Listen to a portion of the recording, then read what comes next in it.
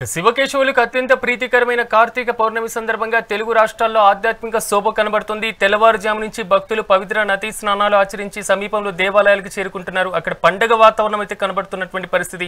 ఇక ఇదే అంశానికి సంబంధించి మరింత సమాచారాన్ని మా ప్రతినిధి రాణి అందిస్తారు. రాణి, చెప్పండి, అక్కడ సిచ్యువేషన్ ఏ విధంగా ఉంది?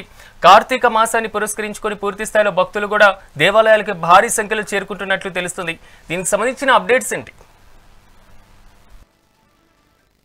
ప్రతిరోజు కూడా ఎంతో పర్వదినంగా భావిస్తూ ఉంటారు. అయితే ప్రత్యేకించి ఈ రోజు కార్తీక పౌర్ణమి కావడం వలన దేవాలయాలకు కూడా భక్తులు బారిలు తీరారనే చెప్పాలి. అయితే తెల్లవారుజాము నుంచి నదీ స్నానాలు ఆచరించి, నదీ స్నానాలు ఏర్పాటుకి అవకాశం లేని వాళ్ళైతే ఇంటి దగ్గరే పవిత్ర స్నానం ఆచరించి దేవాలయాలకి వచ్చి ఆ శివకేశవులకి అయితే అభిషేకాలు అయితే నిర్వహిస్తున్నారని చెప్పాలి. ప్రస్తుతం మనమైతే కాశీబుగ్గ దేవస్థానంలో అయితే ఉన్నాము. ఇక్కడ ప్రత్యేకించి ఎర్లీ మార్నింగ్ నుంచి కూడా భక్తులు బారులు తీరారు. అయితే ఇక్కడ ఈ ఆలయం విశిష్టత ఏంటి అంటే, శివుడు ఇక్కడ శివలింగం అయితే భూగర్భంలో వెలిసి ఉంది. ఆ భూగర్భంలో ఉన్న శివలింగానికి నిత్య అభిషేకం కూడా జరుగుతూ ఉంటది. ఆ వాటర్ ని కూడా కాశీ నుంచి వస్తున్న నీళ్లుగా కూడా వీళ్ళు భావిస్తూ ఉంటారు. కాబట్టి కాశీబుగ్గ దేవస్థానం అనే పేరు కూడా ఈ ఆలయానికి వచ్చింది. అయితే ఎంతో విశిష్టత ప్రాముఖ్యత కలిగిన ఈ దేవాలయానికి అయితే తెల్లవారుజాము నుంచి భక్తులు బారులు తీరారనే చెప్పాలి. ఇక్కడ వచ్చి ఈ పౌర్ణమి సందర్భంగా 365 ఒత్తులు వెలిగించుకుంటూ భక్తులు అయితే ఎంతో భక్తి శ్రద్ధలతో స్వామివారిని పూజిస్తున్నారు. అదేవిధంగా స్వామివారికి అభిషేకాది కార్యక్రమాలు చేస్తూ ఈ రోజైతే ఎంతో పవిత్ర దినంగా భావిస్తూ ప్రత్యేకటువంటి పూజలు కూడా నిర్వహిస్తున్నారని చెప్పాలి. అయితే ఈ రోజు కార్తీక పౌర్ణమి రోజు గనక నోములు గాని అలాగే 365 ఒత్తులు గాని వెలిగించుకున్నట్లయితే ఎంతో పుణ్యఫలం దక్కుతుందని కూడా భక్తులు భావిస్తూ ఉంటారు. మనం చూసుకున్నట్లయితే ఎంతో మంది భక్తులు మార్నింగ్ నుంచి కూడా ఇక్కడ స్వామివారి దర్శనార్థం ఇక్కడ క్యూ లైన్ లో వేచి ఉన్నారనే చెప్పాలి. అలాగే ఇక్కడ స్వామివారికి 365 ఒత్తులు కూడా వాళ్ళు ఉపవాసాలుండి వెలిగించుకుంటారు అనేది కూడా ఉంది. అయితే ఇక్కడ కొంతమంది భక్తులు కూడా మనతో ఉన్నారు, వాళ్ళ మాటలు కూడా విందాం. అమ్మ, చెప్పండి, ఈ ఆలయానికి వచ్చారు, ఈ పౌర్ణమి రోజు ఎలాంటి పూజలు నిర్వహిస్తూ ఉంటారు మీరు? మేము చాలా బాగా పూజలు నిర్వహిస్తామండి. ఈ కాశీబుగ్గ దేవాలయం చాలా ప్రత్యక్షమైనది.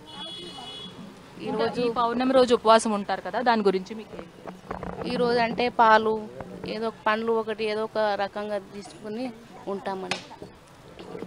అమ్మ, మీరు చెప్పండి, పౌర్ణమి విశిష్టత ఏంటి? పౌర్ణమి రోజున ఎలాంటి పూజలు మీరు నిర్వహిస్తుంటారు? నేను పౌర్ణమి రోజు కానీ ప్రతి సోమవారం కానీ ఈ దేవుణ్ణి నేను నమ్ముకున్నా, నా ఇల్లు నా సంసారం నిలబెట్టిన ఈ దేవుడు శివయ్య, నేను ఈరోజు కూడా దేవుని దగ్గరికి ఒక బకెట్లో నీళ్ళు తీసుకొని అక్కడ చెట్ల కాడ స్నానం చేసుకొని దేవుని దగ్గర దీపాలు పెట్టుకున్నా. నా ఆత్మ తృప్తిగా నేను దేవుణ్ణి తలుచుకున్నాను, మొక్కినాను. నాకు ఇప్పుడు తృప్తి అయిందమ్మా.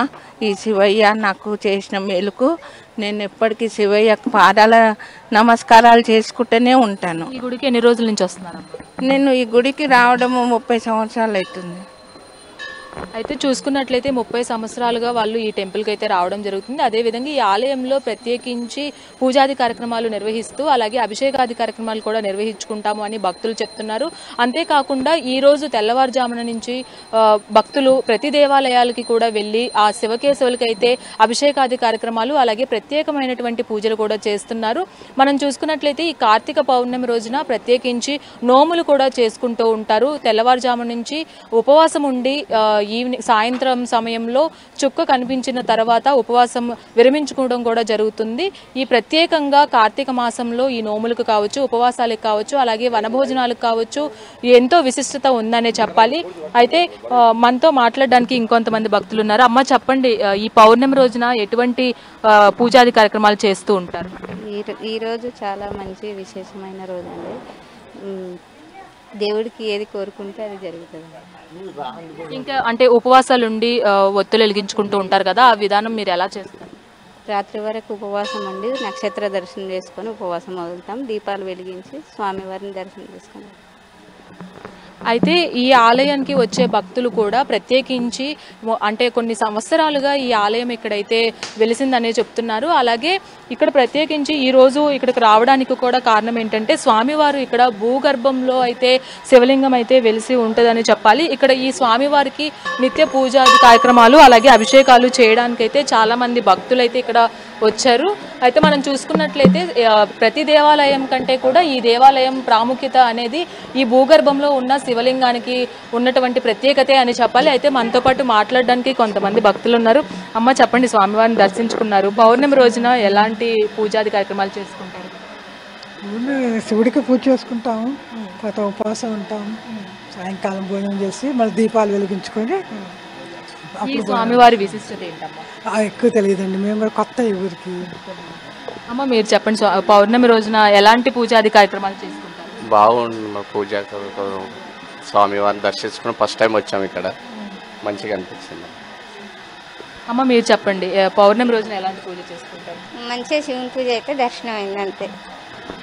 అయితే పౌర్ణమి రోజున పురస్కరించుకొని ప్రతి ఒక్కరూ కూడా తెల్లవారుజాము నుంచి ఆలయాలకి బారులు తీరాలని చెప్పాలి. అయితే ప్రతి ఒక్కరూ కూడా ఎంతో పుణ్యం దక్కుతుంది అని భావించి వాళ్ళు స్వామివారికి పూజా విధానాలు కావచ్చు, అటు అభిషేకాలు కావచ్చు, ఇటు ఇక్కడ ఉపవాసాలుండి ఒత్తులు వెలిగించుకోవడం కావచ్చు, ఇలాంటి కార్యక్రమాలన్నీ కూడా చేపడుతున్నారు. పౌర్ణమి రోజు కావడంతో హైదరాబాద్లోని దేవాలయాలన్నీ కూడా భక్తులతో శివనామస్మరణతో మారుమోగుతున్నాయని చెప్పాలి. సిరాజ్. క్యూరాని